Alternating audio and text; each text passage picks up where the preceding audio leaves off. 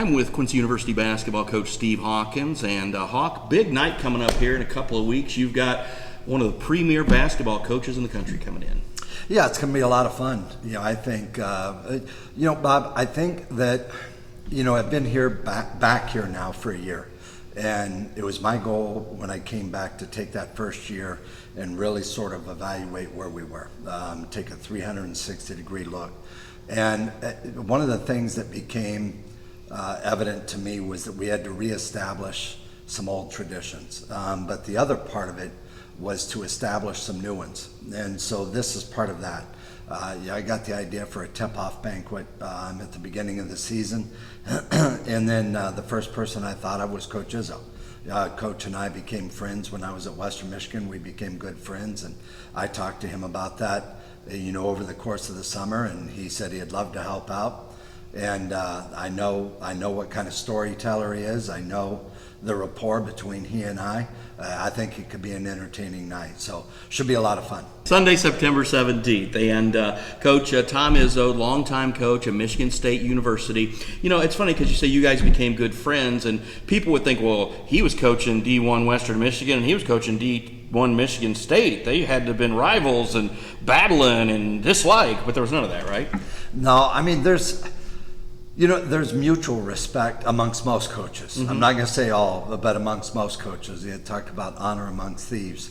Only coaches, and I would consider, to be honest with you, media, and then I might even throw in, God forbid, referees. We know what we go through, but especially the coaches. We know the issues, we know the pressures, the concerns, and so.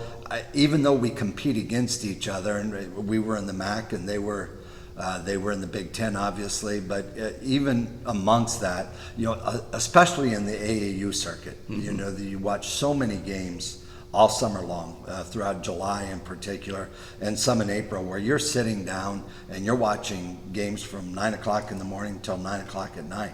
And in our case, a lot of times you're following Michigan teams, mm-hmm. When we lived up there, but certainly Illinois, Indiana, the region. And so we got to, you sit, what do? You sit there with other coaches, what do you talk about? Those kids, you mm-hmm. talk about your programs, you talk about practices, you just kind of shoot the bull, about everything. And so it was in those circles. Coach reached out to me. It was a really nice story, or a really nice thing that he did after my very first game as the basketball coach at Western Michigan. And of all teams, we played USC. My childhood, who I rooted for growing up out in Southern California. And sure enough, we play USC in our opener. And of all places, it's in Kalamazoo. And that's too long of a story to get into. But anyway, we ended up playing them there and we won. And we won handily. And the next morning I came in and I had a message from Coach Izzo to give him a call. That was right as cell phones were starting to pick up. Sure. So I had a real paper message that the secretary had given me and said, Coach Izzo wants you to call back. And so we had known each other, but we weren't friends yet, but we knew each other. And he called and he said, hey, I just wanted to congratulate you. It's a great way to start your career at Western Michigan. And we kind of started talking, and next thing you know, 45 minutes went by. Yeah. And then from then on, we just sort of hit it off.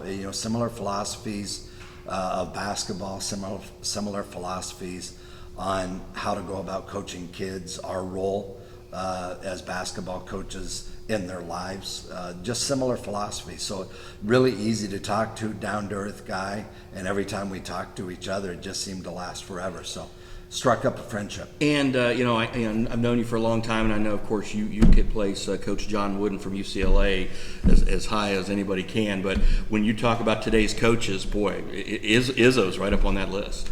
I mean, there's very few active coaches. I haven't looked at it, but there's very few active coaches that have won a national championship. Yeah. And he's been to 8 Final Fours. Yeah. Think about that for a second. It is, I can't even begin to describe how hard it is to just make it into the tournament. To go to 8 Final Fours. There was a long stretch there where every kid that he had coached that stayed for 4 years played in a Final Four. Really long stretch. And he's one of those teams when you fill out your brackets. I know you don't fill out brackets now because of NCAA stuff, but when us amateurs fill out the brackets, like, okay, you're always going to put Michigan State in at least the Sweet 16, if not higher. If not, you're stupid.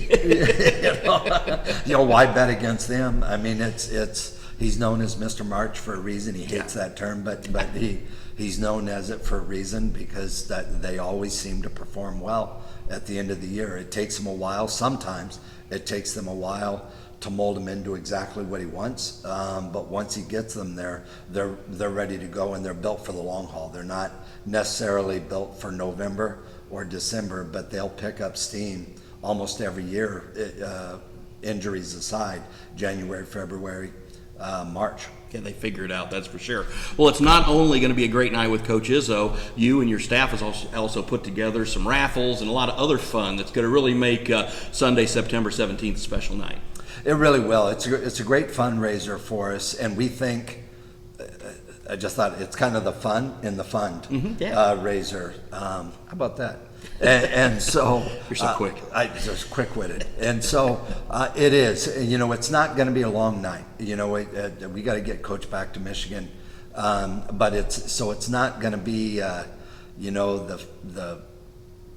raffle that has a million prizes out there, and we're just reading ticket numbers all night long. It's nothing like that. We have some very high-end silent auction items. We have a couple of fun games at the tables themselves.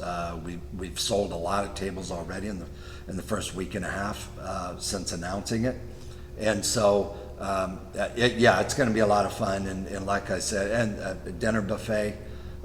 If you want to sign up to come, the other option you have is a meet and greet with Coach Izzo right here in the room, where you have a chance to meet him and as well as take a picture. And so there's going to be. This is going to be an annual event. We're going to bring in what I would call name speaker every single year that we do this, and it's not something we think it's going to turn into something that if you're a basketball fan or a fan of leadership, Coach is going to get into leadership. It's going to be in an interview format where we sit down on stage and just kind of have a discussion. We're going to talk about a ton of things from the state of college basketball today, the transfer portal, all kinds of the hot. He will not shy away, trust me, from issues. He's very outspoken when it comes to that. And then also, like I said, we'll have a really nice buffet for everybody, and it should be a lot of fun there at the tables as far as fundraising too. Just bring your money. We'll take it. Yeah, it's for a great cause. It's for Hawk basketball, and I will. I'm going to go with a bunch of friends. It's going to be a lot of fun, and I'm looking forward to hearing Coach Izzo talk, because especially when it comes like NIL and stuff like that, that's the stuff that I want to know. It's just because, knowing you for as long as I've known you and talking about the changes in college basketball, to hear it from his perspective is going to be pretty special. Yeah, he's on the front lines. He's not just on the front lines in terms of it being, one of the elite programs in the nation, because you have to be competitive in the world of NIL now if you're going to compete at that level, and then the transfer portal and he's seen it all, but he also serves on a lot of the committees that have to do with some of these issues. So he'll bring a lot of perspective here, not just as a coach at a Power 5 and an elite Power 5, but also from the front lines of the NCAA and some of the issues that they've been talking about, and what the future might hold for college, not just college basketball, but college athletics. Well, Coach Hawkins, it's always great to talk to you. The details for the banquet are listed right under this video. We'll have all the pricing, all the information. We'll even have a link that'll get you there to sign up too. And we want you to join Coach Hawkins and everybody for a fun night of basketball on Sunday, September 17th. Steve, thanks a lot. Appreciate it. Go Hawks.